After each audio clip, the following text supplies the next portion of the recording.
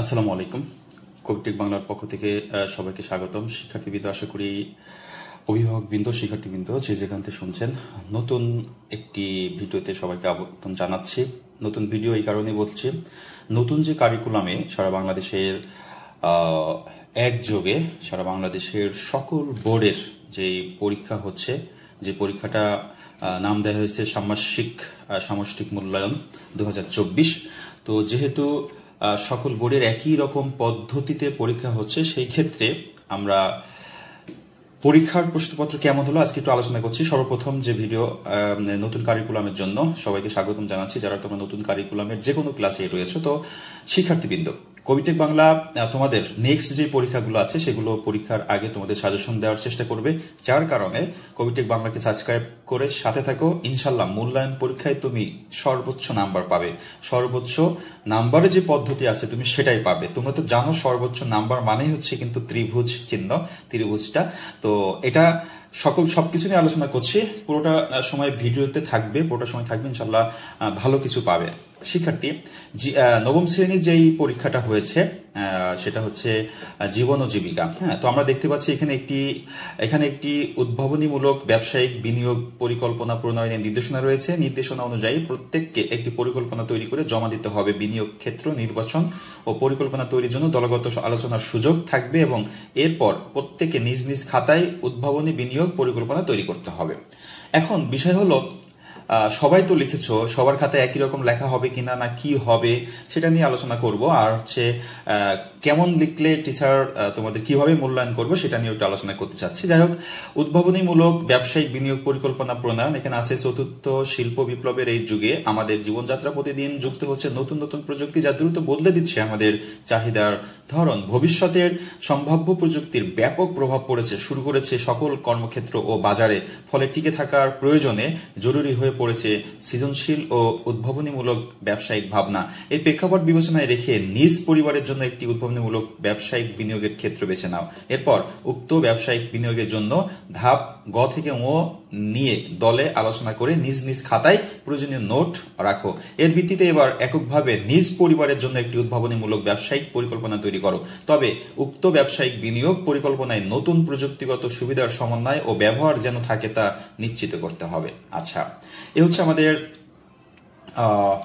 যদি আমরা দেখি, তারপর হচ্ছে উদ্ভাবনীমূলক ব্যবসায়িক বিনিয়োগ পরিকল্পনা তৈরি করার জন্য নিচের ধাপগুলো অনুসরণ করতে হবে। আর প্রথম অংশ পরিবারের জন্য ব্যবসায় নির্বাচন। তো আমরা ধাপ ক দেখছি, পারিবারিক আর্থিক পরিস্থিতি বিশ্লেষণ। প্রথমে পরিবারের আয়ের সর্বোত্তম ব্যবহার বিবেচনা করে একটি পারিবারিক বাজেট তৈরি করতে হবে। মানে কি তোমার বাৎসরিক একটা খরচ হয় অথবা মাসিক একটা খরচ হয়, সেটা একটা তুমি বাজেট তৈরি করবা। এরপর পরিবারের আর্থিক অপচয় রোধে কি পদক্ষেপ গ্রহণ করা যেতে পারে তা উল্লেখ করতে হবে। এরপর তুমি করবা কি, যে তোমার পরিবারের, মানে তোমরা যারা পরীক্ষা দিচ্ছ এভাবে লিখছো কিনা সেটা একটু মিলাই নিবা, যে তোমার যে পরিমাণ খরচ হয় তার থেকে কি অপচয় হচ্ছে, সেটা অপচয় রোধ করার জন্য কি পদক্ষেপ তুমি নিতে পারো। এরপর সময় সুযোগ ও নিজের সক্ষমতা অনুযায়ী অর্থ সংশ্লিষ্ট এসব কাজের দায়িত্ব গ্রহণ করেছো, এগুলোর একটি তালিকা তৈরি করো, কোন কোন কাজগুলো তুমি নিজের কাঁধে নিয়েছো। এরপর খ নম্বর হচ্ছে, আমরা যদি দেখি আমরা একটু দেখি যে প্রথম ধাপে পারিবারিক আর্থিক পরিস্থিতি বিবেচনা নিয়ে পরিবারের জন্য উদ্ভাবনীমূলক একটি ব্যবসায়ী নির্বাচন করতে হবে। সেটির মেয়াদ হবে কেমন, স্বল্প, মধ্য নাকি দীর্ঘমেয়াদী তা উল্লেখ করতে হবে। তুমি কি দীর্ঘমেয়াদী একটি ব্যবসায়ী নির্বাচন করবা, না মধ্য, নাকি হচ্ছে স্বল্প মেয়াদী। এই ব্যবসায়ীটি কেন বেছে নেওয়া হলো তার যৌক্তিকতা তোমার লিখতে হবে। তার মানে তুমি যে ব্যবসাটা, মনে করো তুমি এখন সবজি বেচবা তোমার পরিবারের জন্য, হ্যাঁ, তো এই সবজি ব্যবসাটা কেন তুমি বেছে নিলা সেটা তোমার লিখতে হবে, যৌক্তিকতা দিতে হবে, এবং পরিবারের চাহিদা ও সুযোগ আছে কিনা, আয় ব্যয়ের সাথে সঙ্গতিপূর্ণ কিনা। যেমন তোমার মাসে মনে করো যে 40,000 টাকা খরচ, তুমি সবজি দোকান দিয়ে তুমি তো 40,000 টাকা ব্যয় করতে পারবা না, সেভাবে সঙ্গতি রেখে একটা ব্যবসার নাম তোমাকে দিতে হবে। সম্ভাব্য ঝুঁকি মোকাবেলা করা যাবে কিনা সেটাও তোমার উল্লেখ করতে হবে।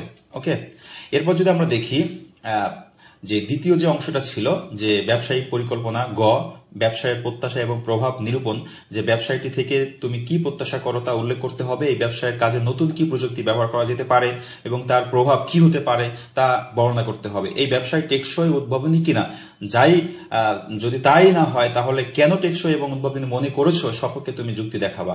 আর প্রাকৃতিক ও সামাজিক পরিবেশগত পরিবর্তনে এই ব্যবসায়ের প্রভাব কেমন হবে সেটা তোমাকে বর্ণনা করতে হবে। যা লিখেছো বর্ণনা করেছো কিনা একটু মিলিয়ে নিবা। ওকে, এই হচ্ছে তোমার প্রশ্ন। আর প্রশ্ন পদ্ধতি কিভাবে তোমাদেরকে শিক্ষকরা মূল্যায়ন করবেন সেটা নিয়ে একটু আলোচনা করব এখন। যে মূল্যায়নের পদ্ধতি, একটি বিষয়ের মূল্যায়ন এক স্কুল দিবসে কর্মদিবসে, মানে একদিনে তোমাদের শেষ করেছে, একটি কক্ষে একাধিক শ্রেণীর মূল্যায়ন কার্যক্রম পরিচালনা করা যাবে না। মানে তোমরা 9-এ যারা ছিলা, শুধু 9-এর স্টুডেন্ট ছিলা কিনা, প্রত্যেক শিক্ষার্থী পূর্বের নাই প্রশ্নপত্রের মতো মূল্যায়ন পত্র বা পরীক্ষার্থীর জন্য মূল্যায়ন নির্দেশনা এর একটি লিখিত কপি পাবে। একই সাথে মূল্যায়নের লিখিত অংশের জন্য তাদের প্রত্যেককে একটি খাতা উত্তরপত্র সরবরাহ করবেন শুরুতেই। আচ্ছা, এটা হচ্ছে শিক্ষকদের নির্দেশনা এগুলা। আচ্ছা, আর আমরা একটু নিচে যাচ্ছি।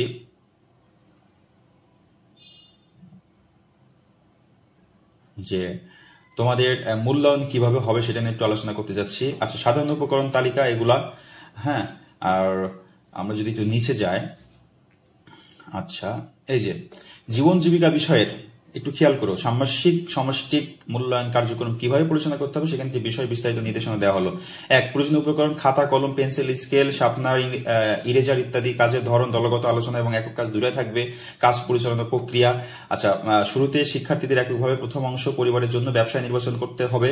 এটি করার জন্য ক ও খ এই দুটি ধাপ সম্পন্ন করতে হবে। প্রথমে ধাপ ক, আর্থিক পরিস্থিতি বিশ্লেষণ অনুসারে নিজ পরিবারের বাজেট ও অন্যান্য নির্দেশ তালিকা তৈরি করতে হবে। আচ্ছা, তোমরা এটা করেছো কিনা একটু দেখে নিবা, মনে করবা।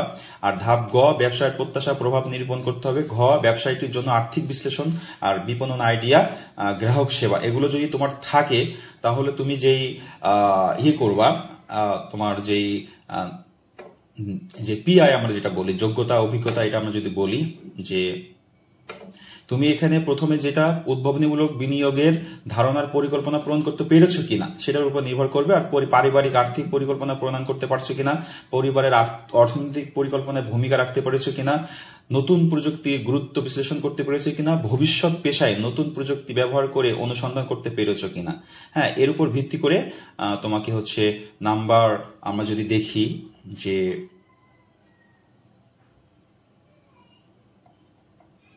আমরা একটু নিচে যদি যাই, এই হচ্ছে তোমাদের রোল নাম্বার থাকবে। আচ্ছা, এই হচ্ছে তোমাদের, আচ্ছা এখানে আমরা যদি দেখি একটু, পরিবারের আয়ের সর্বোত্তম ব্যবহার নিশ্চিত করা, যা পর্যবেক্ষণ করবেন। হ্যাঁ, যদি এটা হয় তোমার, তারপর হচ্ছে চেষ্টা করেছো কিনা।